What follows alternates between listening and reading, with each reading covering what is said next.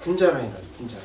군자란을 열심히 키워가지고 이제 15년 되니까 이제 너무 커서 분갈이를 해줘야 될 거라고 생각을 해갖고 제가 뭣도 모르고 그 동네에 있는 산에 올라가가지고 흙을 좀 파갖고 이렇게 화분에다 놓아주고 막 이렇게 분갈이를 했거든요. 다른 거는. 근데 물을 주고 막 그랬는데 나중에 보니까 뿌리가 썩어갖고 죽었어요. 분갈이를 잘못한 거죠. 몰라가지고 제가 할 줄 몰라서. 그래가지고는 얼마나 상심이 되든지. 왜냐면 저희 돌아가신 어머니께서 애지중지 키우시던 군자란이었거든요. 그래서 제가 죽였어요. 그러니 얼마나 저도 가슴이 아팠겠습니까. 근데 놀라운 일이 일어났어요. 그 옆에서 조그마한 싹이 하나 나더라고요. 그래서 그걸 조심스럽게 다 해가지고 화분에다 옮겨서 아주 잘 이렇게 했더니 세상에 그게 살아가지고요. 그게 크니까 또 4개로 또 되더라고요. 하루에 한 번씩 이렇게 1년에 하나씩 이파리가 이렇게 되잖아요. 그게 이제 또 분갈이를 해야 돼요. 어떻게 하면 좋을까요? 제가 하지 말고 저기 맡겨야 되지 않을까. 왜냐하면 그 물 배수를 잘해야 되거든요. 그래서 이제 조금 긴장을 하고 있는데 어쨌거나 참 죽었다가 다시 살아나는 그런 일을 제가 경험을 했습니다. 또 남아메리카 쪽에 가면 1년에 딱 한 번 꽃이 피는 나무가 있어요. 그게 그 이름이 뭐냐면 그게 백년초래입니다. 백년초. 이게 백년초가 그렇게 아름답지는 않대요. 아름답지는 않은데 100년에 한 번 딱 핀대요. 신기하죠? 이야. 근데 여러분 만약에 내가 그동안 그렇게 못 사니까 그때까지 볼 수 없으니까 그냥 쓸데없는 거 베어버리면 어떻게 돼요? 못 보는 거예요. 그러니까 그나마 좀 잘 살려놔야 우리 후손이라도 그 꽃을 볼 수 있는 거죠. 우리 어린아이들이 그런 것 같아요. 우리 어린아이 그 얘기하려고 이거 준비했는데 다 어디 가버렸어. 어린아이들을 너무 야단치잖아요. 그러면 이제 그게 주눅이 들어요. 꽃을 못 피워. 저도 실수를 많이 했어요. 솔직히. 저 큰딸이 여기 없는데 제가 처음에 큰딸을 낳고 나서 좀 엄하게 키운다고. 사랑은 사랑인데 표현을 좀 그렇게 한 거죠. 그래서 조금 주눅이 들었지 않았을까라는 그런 이제 좀 죄책감이 있는데 우리 그 셋째 딸은 그렇게 안 했어요. 그때 가서 깨달았죠. 아이고 멍청하기는 그죠. 그때가 깨달았어요. 근데 소망, 그러니까 우리가 조금 아까 얘기한 우리 부활의 소망도 마찬가지거든요. 예수님이 더디 오고 좀 지금 이제 시간이 걸려서 그렇지 안 오시는 건 아니에요. 예수님께서 부활하세요. 다시 재림하세요. 그러나 좀 더딜 뿐이지. 더딜 뿐입니다.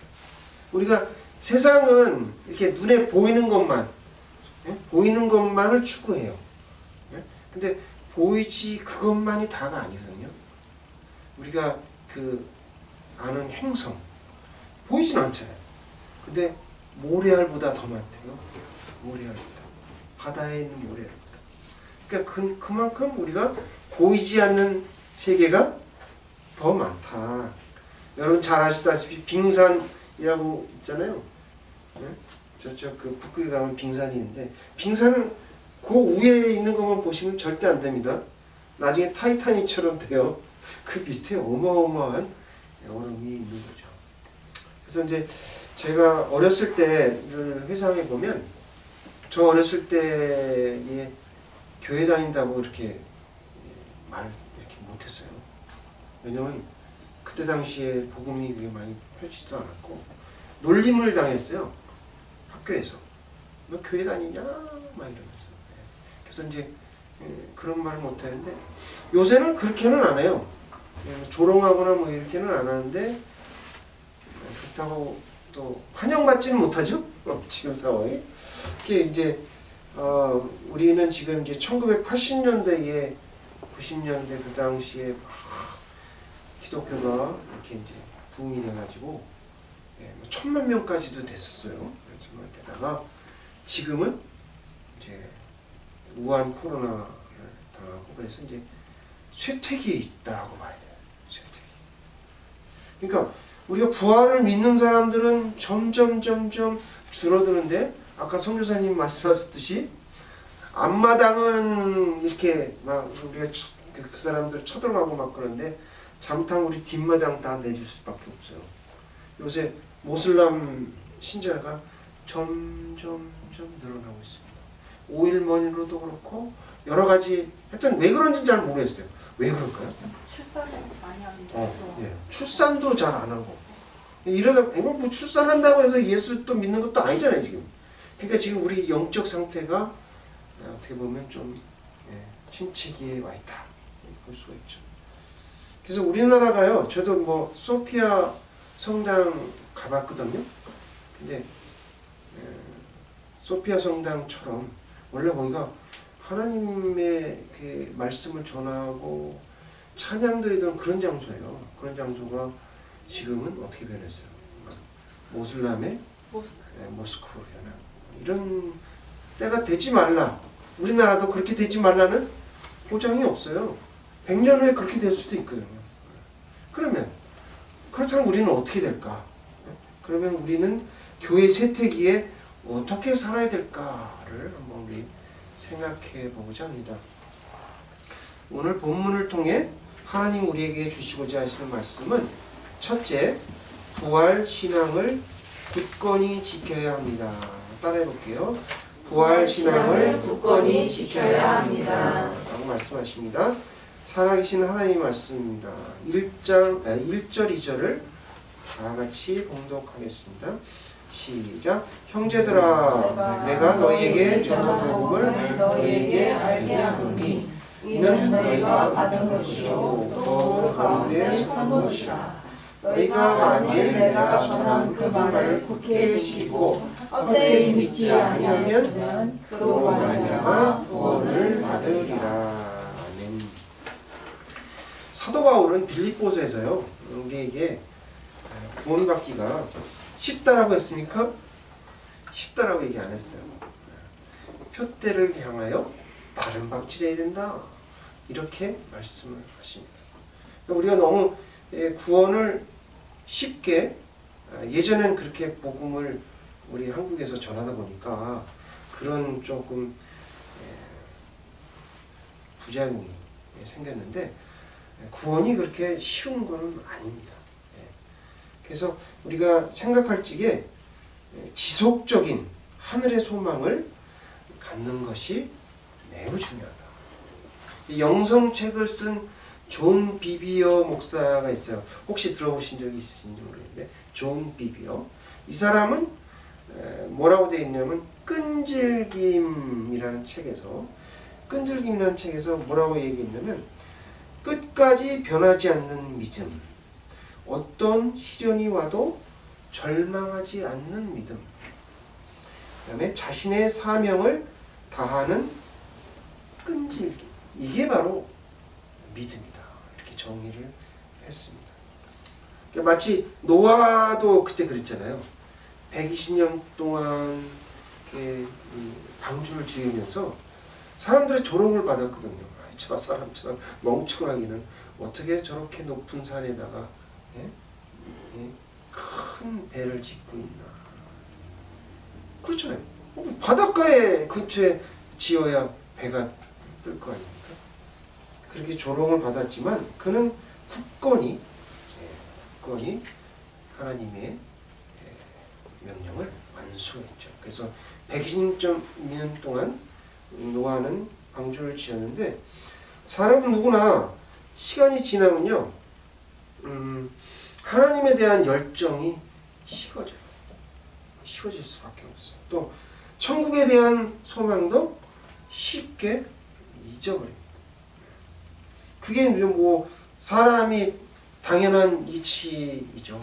그러니까 쉽게 잊어버리는 사람의 당연한 이치인데, 이 세상의 유혹이나 어떤 그런 돈의 유혹, 권력의 유혹, 이런 것들이 우리가 그리스도에게 시선을 맞추는데 방해를 해요.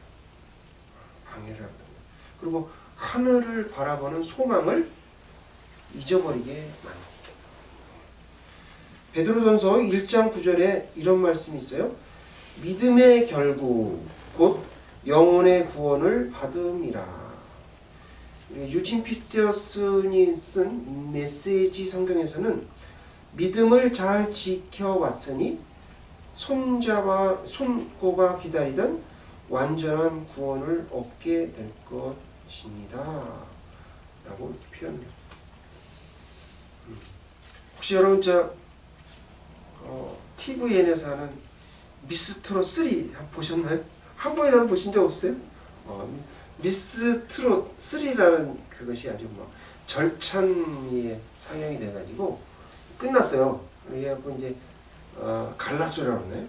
다 끝난 사람, 이렇게 상 받은 사람 7명을 이제 뽑았는데 그 사람들이 이제 공연을 했는데 제가 특이하게 하나 이렇게 머릿속에 남는 게 하나 있어요. 반복적으로 귀에 쏙 들어오는 99881234 99881234 이런 노래가 있어요.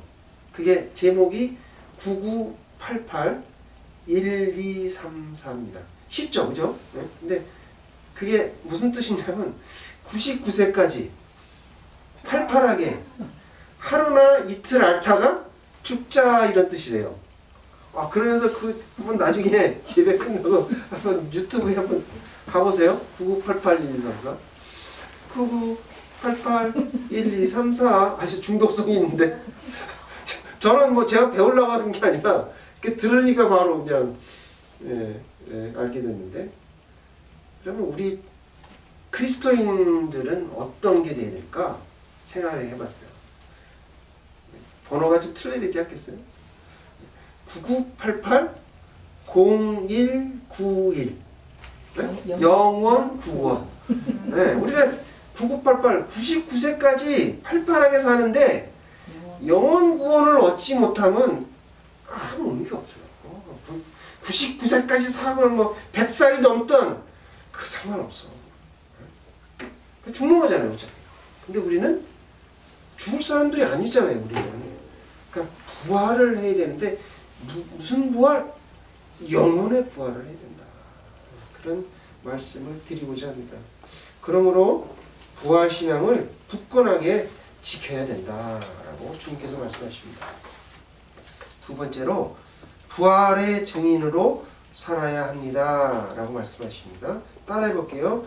부활의 증인으로 살아야 합니다. 거룩하신 주님의 말씀입니다. 11절 다 함께 읽겠습니다. 시작. 그러므로 나나 그들이나 이같이 전파하매 너희도 이같이 믿었느니라. 네. 성경에 수많은 증인이 있었어요. 부활에 대해. 아까 오늘 성경에도 읽었잖아요. 12제자, 500명 이렇게 많았는데 그 부활의 증인뿐만 아니라 예수 그리스도를 시인한 사람이 손으로 셀 수가 없어요. 그렇게 많습니다.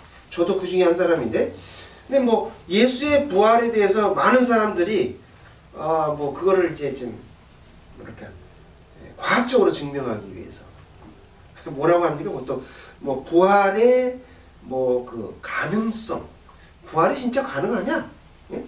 과연 부활이 가능한가? 부활의 가능성, 또 개연성이라고 해요. 부활의 개연성. 그건 무슨 뜻이냐면 그런 일이 있음직하냐? 라고 해요. 부활의 개연성. 부활의 역사성이 있어요. 역사.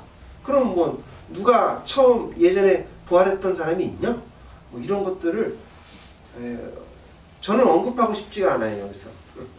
왜냐하면 그런 것 이렇게 설명하고 증명하라고 해봤자 그 아무 소용없는 거예요. 아무 소용없어요. BC, 제가 이집트는 못 가봤습니다만 BC 2000년 전에 2000년 전에, 지금으로부터 4000년 전이죠. 약 4000년 전에 이집트 사람들은 부활의 소망이 있었어요. 영생을 믿었어요. 그걸 뭐 어떻게 하냐? 예, 그 이집트의 그 나일강에 보면 아스완 필레 신전이 있거든요. 아스완 필레 신전에 거기 보면 높이가 엄청 높은 10m 넘는 그런 이렇게 돌로 깎은 신상이 있어요. 두 개가 딱 있는데 그게 뭐냐면 이시스 호루스 신전이에요. 근데 이 호루스 신전에는요 십자가와 비슷한 열쇠를 쥐고 있어요. 제가 저기 그 세계 테마여행 거기서 나온 걸 봤는데, 고대 이집트 사람들은요 영원히 사는 존재임을 알았기 때문에 미라를 만들었고요. 그 다음에 높이가 보통 크기가 150m랍니다. 피라밋을 지었잖아요. 피라밋. 그것도 하나둘 지은 게 아니에요. 여러 개 지었어요. 근데 뭐 그 우리가 잘 아는 람세스 들어보셨죠? 람세스. 이 이집트의 아주 힘이 좋은 90세까지 살았대요. 그렇게 아주 유명한 그 람세스가 아무리 뭐 피라미드를 지었자 뭐하자 얘기해도 힘으로 해갖고 해서 되는 일이 아니에요. 이게요. 왜 그러냐면 2000년을 지었대요. 2000년. 놀랍죠. 이게 2000년을 지은다는 게 말이 돼요. 이게. 그건 무슨 뜻이냐면 이집트 사람들이 갖고 있는 뭐예요? 여기 부활과 영생을 믿었기 때문에 가능한 거예요. 안 그럼 벌써 반란 일어나고 뭐 난리가 났겠죠.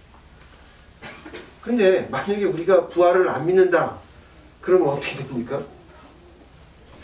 이집트보다 미개한 사람이 되죠. 이집트인 사람보다 어리석은 사람이 될 수밖에 없어요. 이거는 뭐 말해야 소용이 없다 이거죠. 그 당연한 거다. 단지 우리가 지금 그 표면적으로 나타나지 않았을 뿐이다. 언젠가는 이런 일이 일어날 것이다. 주보 뒷면을 한번 보세요. 시편 90장 90편 3절 다 함께 읽어볼게요. 주보 뒷면에 보이겠습니다. 주께서 사람을 뒷길로 돌아가게 하시고 말씀하시기를 너희 인생들은 돌아가라 하셨사오니. 아멘.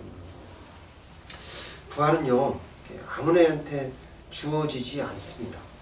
그걸 사람들이 잘 모르는 것 같은데, 우리가 인생에서 막 짐승처럼 살고 못된 일을 엄청 많이 하고 죽으면 그 사람이 뻘딱 갈지게 예수 믿는다고 해서 부활할까요? 그렇게 안 돼요. 왜 그러냐면요, 그 골칫덩어리를 갖다가 영생을 하나님 보셔야 되는데 그렇게 하시겠어요? 여러분도? 영원히 그 화상하고 같이 있어야 되는데 그렇게 안 돼요. 만만하게 보시면 안 돼요. 대충 신앙생활 하다가 다 같이 가는 그런 곳이 천국이 아니라는 거죠. 어떤 사람은 인생이 외줄타기다 이렇게 얘기도 합니다. 그러니까 정말 치열한 삶을 살고 있는 분이 많이 있습니다. 저도 뭐 그렇게 뭐 쉽게 이 세상을 살지는 않았어요. 근데 우리가 너무 3579로 보는 것 같아요. 3579 띄엄띄엄 본다고요. 대충 이렇게 쉽게 보는데 그러면 어렵다. 우리 여기 모태신앙이 와야 돼. 그 얘기를 해야 되는데 어디 둘 다 어디 가봤는데 참 모태신앙인 분들은요 특히 조심해요. 진짜로. 무슨 얘기냐면 하나님이 그렇게 복을 주셨잖아요. 그럼 모태신앙인 사람은 그 일반 그렇지 않고 예수 믿는 사람보다 더 잘해야 될까요? 더 잘하지 말아야 될까요? 더 잘해야 돼요. 예. 하나님 기준이 달라요. 근데 그걸 모르고 평상시 그런 사람들하고 같이 행동을 해. 저 답답해 죽겠어요. 그러시면 안 된다. 그걸 어떻게 알아요? 마태복음 19장 30절에 있잖아요. 먼저 된 자로 나중되고 나중된 자로 먼저 된다. 예수님께서 그렇게 얘기를 하셨기 때문에 우리는 그렇게 살면 안 된다. 할 수만 있으면 한 자라도 더 보고 성경을요. 할 수만 있으면 우리가 기도 시간을 많이 가져야 돼요. 여러분 올해 연말정산 다 받으셨죠? 네? 연말정산 다 받으셨죠? 네. 연말정산은 누가 와서 이렇게 세무서에서 하는 게 아니고 자기가 기록을 하죠? 네. 네. 정직하게 자기가 기록해서 세금 낸 거하고 내가 돌려받아야 될 걸 해가지고 플러스 마이너스 해가지고 돈을 더 받는 경우도 있고 저도 옛날에 받는 경우도 있었지만 돈을 내는 경우도 있었어요. 그런데요 이 연말정산만 있는 게 아니라니까요. 우리가 죽으면 사후정산을 해. 안 할 것 같죠? 그런 거 없었으면 좋겠죠? 아니 있어요. 안타깝지만 있습니다. 그때는 대충 하는 게 아니에요. 철저하게 하십니다. 다 기록돼 있어요. 우리 뭐 CCTV도 기록하는데 여기는 없습니다만. 네? 그러니까 여러분들 이게 그거 좀 아시고 오늘 부활의 증인으로 살아야 한다라고 말씀하십니다. 부활의 신앙을 굳건히 지켜야 된다. 그 다음에 부활의 증인으로 살아야 된다라고 말씀하십니다. 주보 뒷면에 한번 보시면 고린도전서 15장 19절 20절 다 함께 읽어볼게요. 시작. 만일 그리스도 안에서 우리가 바라는 것이 다만 이 세상의 삶뿐이면 모든 사람 가운데 우리가 더욱 불쌍한 자이리라. 그러나 이제 그리스도께서 죽은 자 가운데서 다시 살아나사 잠자는 자들의 첫 열매가 되셨도다. 아멘. 아마도 부활하신 주님이 안 계셨다면 제가 부활하신 주님을 만나지 않았다면 이 자리에 서지 못했을 겁니다. 그러니까 우리가 부활의 주님을 꼭 만나야 되는데 만나지 못하면 어때요? 세상에 여기 성경에 나왔듯이 누구보다도 불쌍한 사람이고 누구보다도 어리석은 사람이 이거 혹시 이분 혹시 보신 적이 있으십니까? 제가 여기서 사진을 찾아보니까 없어. 제가 이스라엘에서 제가 이제 사온 건데요.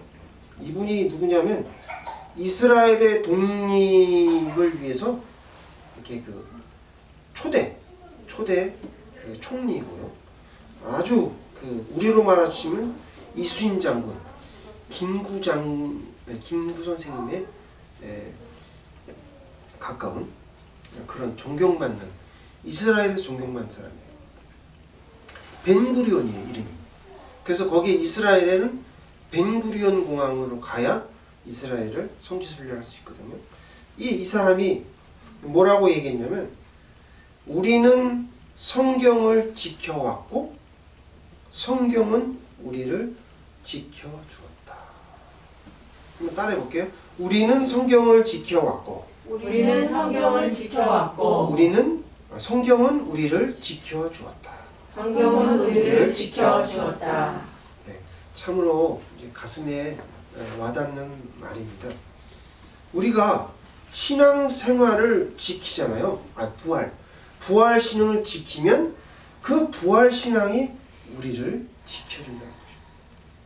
그래서 오늘 부활 신앙에 대해서 이제 말씀을 드리는데 마가복음은요 세상의 어떤 것보다 예수님의 죽음과 부활이 가장 큰 이적이다. 마가가 여러 가지 예수님의 기적을 보고 여러 가지 보면서 이런 말을 했어요. 우리가 인생에 우리가 마지막 카드는 죽음이 아니에요. 인생의 마지막 카드는 죽음이 아니고 영원히 사는 영생이에요. 영원 구원이라고. 그거를 우리가 알아야 되고 부활절은 뭐 하는 날입니까? 부활절은 예수님께서 부활하셨다. 그러므로 나도 부활할 수 있다. 라는 것을 온 세계에 공포하는 거예요. 여러분 달걀 주시면서 나중에라도 달걀 주시면서 속으로는 그렇게 생각했어요. 속으로는 그렇게 얘기하시라고요. 나 부활한다. 너는 못하지. 나 부활한다. 이렇게 주시는 거예요. 자랑하는 거예요. 자랑. 주님의 시간을 그리고 또 주님의 시간이 글쎄요 많이 남았을까요? 저는 그렇게 생각 안 해요. 왠지 아세요? 부활절이 벌써 2024번째예요. 부활절이 그렇게 많이 지났어요. 근데 제가 성격이 좀 급한데 저 같으면 벌써 예수님께서 재림하셨죠. 아직 우리들을 너무 사랑하셔서 그래서 지금도 우리가 돌아오기를 기다리시는 거죠. 늦기 전에 돌아가야 돼요. 빨리 하나님께서 부르실 때 가야 될 겁니다. 오늘 말씀을 통해서 우리가 부활의 주님을 맞이하는 사랑의 하나님께 성도님들 다 되시길 주님 이름으로 축원드립니다. 기도하시겠습니다. 자비와 은혜의 하나님